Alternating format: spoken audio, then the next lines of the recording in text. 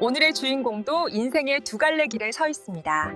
주인공은 어떤 길을 걸어가게 될지 같이 보며 공감해 주세요. 40년을 키웠어요. 제 친아들이 아니라네요. 가슴이 무너집니다. 어떻게 하죠? 밤이었습니다. 서재 불빛 하나만 켜진 채 나는 오래된 나무 책상 앞에 앉아 있었습니다. 손에는 종이 한 장이 들려 있었습니다. 반으로 접혀 있었지만 그 안에 무엇이 적혀 있는지 나는 이미 알고 있었습니다. 며칠 전부터 알고 있었습니다. 전화기가 책상 위에 놓여 있었습니다. 화면에는 민재라는 이름이 떠 있었습니다. 아들이었습니다. 내가 평생 키운 내 삶의 전부였던 아들. 손가락이 통화 버튼 위에서 멈췄습니다. 말해야 하는가? 아니면 이 종이를 서랍 속에 넣고 자물쇠를 잠가야 하는가? 나는 오래 앉아 있었습니다. 창밖으로 버스 한 대가 지나갔습니다. 내가 40년 동안 몰았던 그 노선이었습니다. 눈을 감았습니다. 이 사연의 주인공이 어떤 선택을 하게 될까요? 만약 당신이라면 어떤 선택을 하시겠습니까? 주인공의 사연을 더 들어보시고 함께 공감해 주세요. 나는 버스 기사였습니다. 26에 핸들을 잡았고 66에 내려놓았습니다. 40년입니다. 그 세월 동안 무사고였습니다. 딱 한 번 눈길에서 브레이크가 늦었던 것 빼고는 그날 이후로 나는 어떤 날씨에도 더 일찍 일어났습니다. 그게 내 방식이었습니다. 말이 아니라 행동으로. 은퇴하던 날 동료들이 작은 케이크를 내밀었습니다. 나는 손을 내저으며 괜찮다고 했지만 차고지를 나서면서 한 번 뒤를 돌아봤습니다. 오래된 버스들이 줄지어 서 있었습니다. 그게 마지막이었습니다. 집으로 돌아오니 아내 미자가 된장국을 끓이고 있었습니다. 수고했어요. 딱 3글자였습니다. 하지만 그 말 속에 40년이 들어 있었습니다. 우리는 그런 사람들이었습니다. 많이 말하지 않아도 아는. 은퇴 후의 하루는 처음엔 낯설었습니다. 눈을 떠도 새벽 4시에 일어날 이유가 없었습니다. 그래도 몸은 기억하고 있었습니다. 한동안은 알람 없이도 눈이 떠졌습니다. 아침이면 동네를 한 바퀴 걸었습니다. 공원 벤치에 앉아 비둘기를 쫓는 아이들을 보다 보면 손자 준호 생각이 났습니다. 준호는 12살이었습니다. 학교에서 돌아오면 제일 먼저 나한테 전화를 했습니다. 할아버지, 오늘 달리기에서 1등 했어요. 그런 날은 저녁이 맛있었습니다. 아들 민재는 잘 살고 있었습니다. 작은 회사에 다니다가 몇 해 전 독립해서 자기 사업을 시작했습니다. 쉽지 않았을 텐데 한 번도 아버지한테 손 내밀지 않았습니다. 그 모습이 대견했습니다. 나를 닮았다고 생각했습니다. 뭐든 스스로 해내려는 그 고집. 민재가 어릴 때 나는 새벽 첫 차를 몰았습니다. 아이가 자는 얼굴을 보고 나가서 자는 얼굴을 보고 들어왔습니다. 대화가 많지 않았습니다. 하지만 민재는 자라면서 한 번도 아버지를 원망하지 않았습니다. 오히려 이런 말을 했습니다. 아버지처럼 성실한 사람이 되고 싶어요. 그 말을 들었을 때 나는 아무 말도 못했습니다. 목이 잠겼습니다. 평생 말보다 행동을 앞세워 살았는데 그날만큼은 뭔가 한마디를 해야 할 것 같았습니다. 그런데 끝내 못했습니다. 그게 좀 아쉬웠습니다.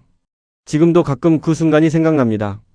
은퇴하고 2해가 지났을 즈음 아내가 건강검진을 권했습니다. 여보, 나이도 있는데 한번 제대로 받아봐요. 나는 별거 없을 거라고 했습니다. 하지만 아내가 3번을 말하면 나는 보통 따랐습니다. 그게 우리 집 규칙이었습니다. 병원에 예약을 잡은 건 그 주 금요일이었습니다. 뭔가 이상한 일이 생길 거라고는 생각도 못했습니다. 그저 평범한 하루가 될 거라고 믿었습니다. 나는 원래 그런 사람이었습니다.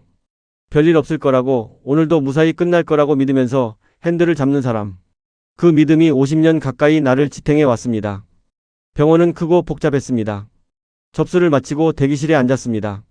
나보다 어린 사람들이 대부분이었습니다. 다들 핸드폰을 들여다보고 있었습니다. 나는 그냥 앞을 봤습니다. 체열, 소변 검사, 심전도 하나하나 순서대로 받았습니다. 다 끝나고 마지막에 의사를 만났습니다. 젊은 의사였습니다. 차트를 보더니 고개를 갸웃했습니다. 혈액형이 가족 등록부 기록과 일치하지 않는데요. 나는 처음엔 잘 못 들은 줄 알았습니다. 무슨 말씀이시죠? 보호자 혈액형 기록과 환자분 혈액형이 맞지 않습니다.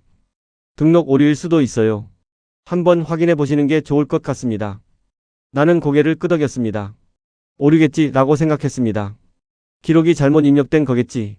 그런데 집으로 돌아오는 버스 안에서 자꾸 그 말이 머릿속을 맴돌았습니다. 혈액형이 맞지 않는다. 나는 아내한테 아무 말 하지 않았습니다. 그냥 저녁을 먹고 잤습니다. 이틀 뒤 혼자 다시 병원을 찾았습니다. 정밀 검사를 신청했습니다. 접수 창구의 직원이 무슨 검사냐고 물었을 때 나는 잠깐 망설였습니다. DNA 검사라고 말하면서도 이게 무슨 의미인지 아직 실감이 나지 않았습니다. 결과는 2주 후라고 했습니다. 그 2주 동안 나는 아무 내색도 하지 않았습니다. 민재가 가족들을 데리고 왔습니다. 며느리 지은이 잡채를 해왔습니다. 준호가 학교에서 있었던 일을 신나게 떠들었습니다. 나는 웃었습니다. 평소와 다름없이. 하지만 민재가 웃을 때마다, 준호가 나를 꼭 안을 때마다 가슴 한켠이 서늘해졌습니다. 아닐 거야. 그 말을 속으로 수십 번 되뇌었습니다. 2주가 지났습니다. 나는 혼자 병원에 갔습니다. 봉투를 받아들었을 때 손이 조금 떨렸습니다. 주차장으로 나와 차 안에 앉았습니다. 봉투를 무릎 위에 올려놓고 한동안 그냥 있었습니다. 5번쯤 숨을 들이쉬고서야 봉투를 열었습니다. 종이 한 장이었습니다. 줄이 많았지만 내 눈에 들어온 건 맨 아래 결론 한 줄이었습니다. 친자 관계가 성립하지 않습니다. 차 안이 조용했습니다.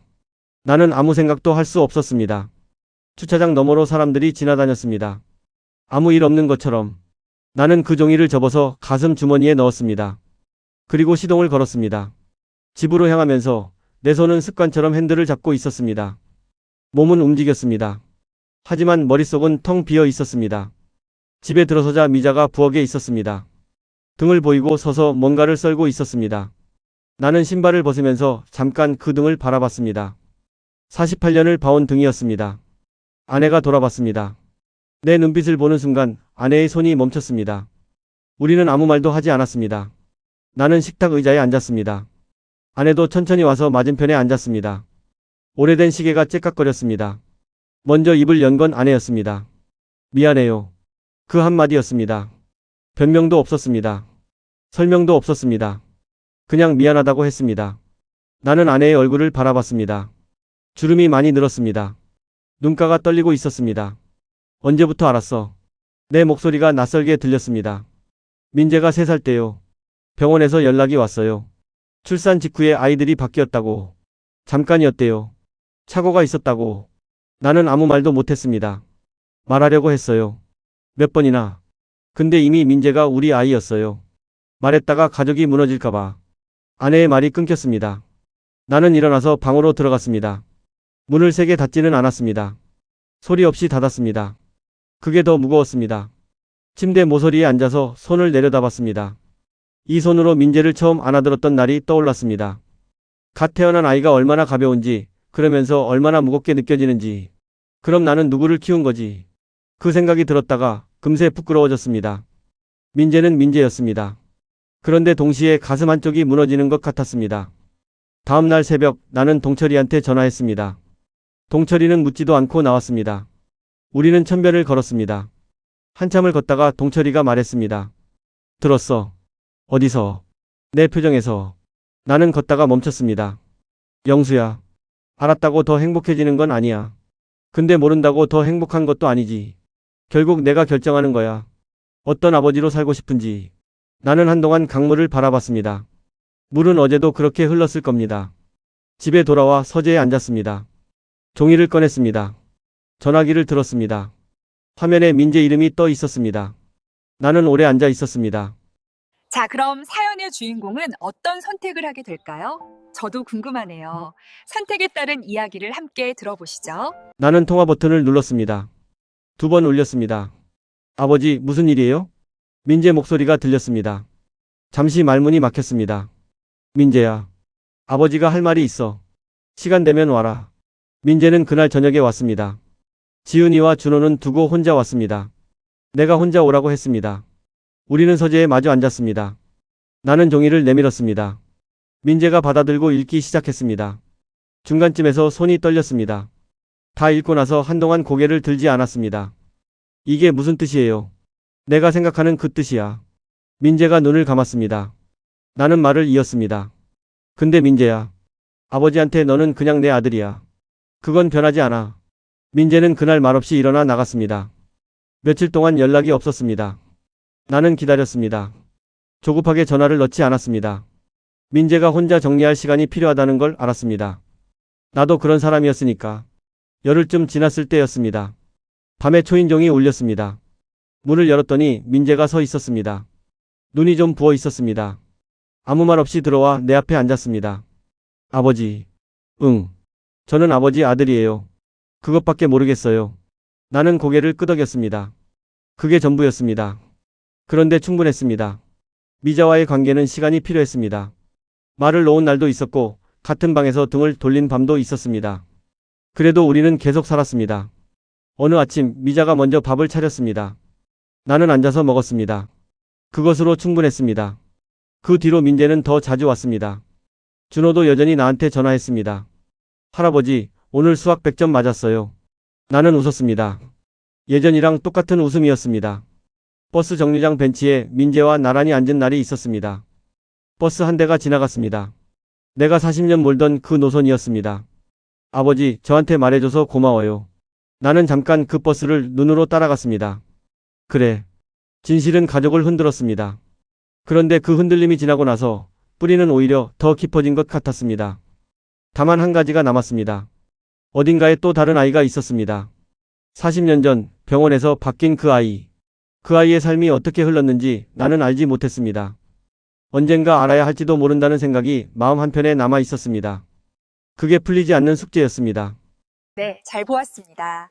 우리 사연의 주인공이 만약 그때 다른 선택을 했더라면 어땠을까요? 우리 함께 상상해 볼까요? 그날 밤이 다시 떠오릅니다. 서재 불빛 하나, 손에 쥔 종이, 화면에 떠 있던 민재 이름. 나는 전화기를 들었다가 내려놓았습니다. 그리고 종이를 반으로 접었습니다. 다시 한 번 더 접었습니다. 서랍을 열었습니다. 맨 안쪽에 넣었습니다. 자물쇠를 잠갔습니다. 열쇠는 내 지갑 안 깊숙이 넣었습니다. 그것으로 결정이 끝났습니다. 다음 날 아침 미자가 밥을 차렸습니다. 나는 앉아서 먹었습니다. 아무것도 달라지지 않았습니다. 달라지게 두지 않았습니다. 민재는 여전히 일요일마다 왔습니다.